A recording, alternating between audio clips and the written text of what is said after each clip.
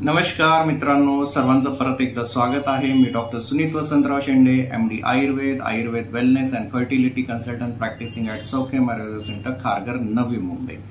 मित्रांनो, आज आपण लो स्पर्म काउंटसाठीच म्हणजे शुक्राणू वाढण्यासाठी आपल्या इथे सौख्यम आयुर्वेद सेंटर इथे कुठला ट्रीटमेंट प्रोटोकॉल फॉलो करतो आपण त्याबद्दलची माहिती आपण बघणार आहोत। मागच्या व्हिडिओ सिरीजमध्ये आपण बघितलं की नॅचरली काय काय डायटरी चेंजेस केल्याने आपला स्पर्म काउंट, सेक्सुअल वेलनेस वाढण्यासाठी कशी मदत होते ते आपण बघितलं। त्या व्हिडिओ सिरीजला खूप जणांनी चांगला प्रतिसाद दिला, त्यासाठी सर्वांचे आभार। तर आज आपण आपल्या आजच्या टॉपिक बद्दल बोलूया, जो म्हणजे लो स्पर्म काउंटसाठी शुक्राणू वाढण्यासाठी इथे फॉलो करण्यात येणारा प्रोटोकॉल। त्यामध्ये सर्वात प्रथम म्हणजे मेडिसिन। आपण पेशंटला आयुर्वेदिक मेडिसिन, त्यासोबतच गरज पडल्यास काही न्यूट्रास्युटिकल सप्लिमेंट्स आपण रिकमेंड करतो, ॲडवाइस करतो। आयुर्वेदिक मेडिसिन मध्ये काही टॅबलेट्स, काही स्पेशलाइज्ड च्यवनप्राश, तसेच आपण काही पावडर कॉम्बिनेशन्स म्हणजेच आयुर्वेदिक चूर्णाचं कॉम्बिनेशन आपण पेशंटला ॲडवाइस रिकमेंड करतो। दुसरी गोष्ट म्हणजे एक्सरसाइज फार महत्वाचा आहे फर्टिलिटी प्लॅनिंगसाठी, प्रिपरेशनसाठी। त्यामुळे आपण दोघांना पण, मेल फिमेल दोन्ही पार्टनरला आपण स्पेसिफिक एक्सरसाइज रिकमेंड करतो। त्याचे चार्ट्स आपण पेशंटला हँडओव्हर करतो। हे चार्ट्स तुम्हाला देखील मोफत प्राप्त होतील। खाली दिलेल्या क्लिनिकच्या व्हॉट्सअप नंबरवर मेसेज पाठवा, तुम्हाला देखील हे चार्ट्स पाठवले जातील। त्यासोबतच तिसरी गोष्ट म्हणजे काही स्पेसिफिक डायटरी चेंजेस, जे आपण मागच्या व्हिडिओ सिरीजमध्ये बघितलं की काय स्पेसिफिक खाल्ल्यानंतर स्पर्म काउंट स्पेसिफिकली वाढवता येईल आपल्याला, तर त्या गोष्टी देखील आपण फॉलो करतो आणि त्याचं रिकमेंडेशन आपण पेशंटला देतो। त्याचे देखील चार्ट्स आपण पेशंटला हँडओव्हर करतो। तुम्हाला देखील ते हवे असतील तर खाली दिलेल्या क्लिनिकच्या व्हॉट्सअप नंबरवर मेसेज करा, तुम्हाला देखील ते प्राप्त होईल। चौथी गोष्ट म्हणजे आयुर्वेदिक पंचकर्म।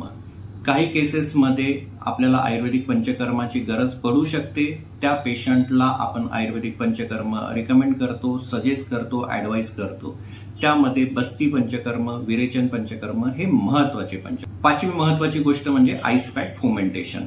आईस पॅक सर्वांना माहिती आहे, बऱ्याच जणांच्या घरी अवेलेबल असतो, तसंच आजूबाजूच्या मेडिकलमध्ये इझिली तो अवेलेबल आहे।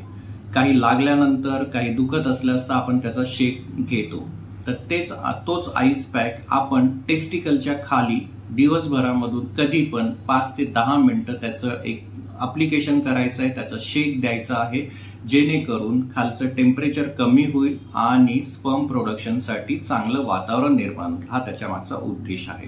तर हा देखील आपल्या ट्रीटमेंट प्रोटोकॉल मधला भाग आहे आणि हे आपण प्रत्येक पेशंटला सजेस्ट करतो, ॲडवाइस करतो। सहावी आणि शेवटची गोष्ट, महत्वाची गोष्ट, ती म्हणजे सीड कॉम्बिनेशन। आपण 7 सीडचं कॉम्बिनेशन पेशंटला घ्यायला सांगतो। त्याच्यामध्ये chia seed, sunflower seed, pumpkin seed, काळे तीळ, पांढरे तीळ इत्यादी, या सगळ्या कॉम्बिनेशनचं आपण दिवसभरामध्ये 1 ते 2 चमचे 10 ग्रॅम ते 15 ग्रॅम पर्यंत आपण त्याला घ्यायला सांगतो। डायरेक्ट फॉर्म मध्ये देखील तुम्ही ते घेऊ शकता। तर अशा पद्धतीने आपण आपल्या इथे ट्रीटमेंट प्रोटोकॉल जनरलाइज फॉलो केला जातो। पेशंट टू पेशंट, काही केस टू केस हे प्रोटोकॉल थोडाफार चेंज होऊ शकतो, ट्रीटमेंट प्लॅन थोडाफार चेंज होऊ शकतो।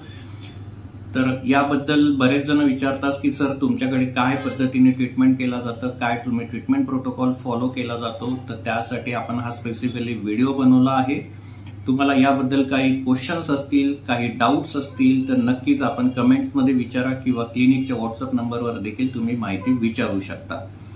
तसेच आपल्याला जे काही चार्ट्स हवे असतील तर देखील क्लिनिकच्या व्हॉट्सअप नंबरवर तुम्ही मेसेज करा, तुम्हाला ते मोफत पाठवल्या जातील।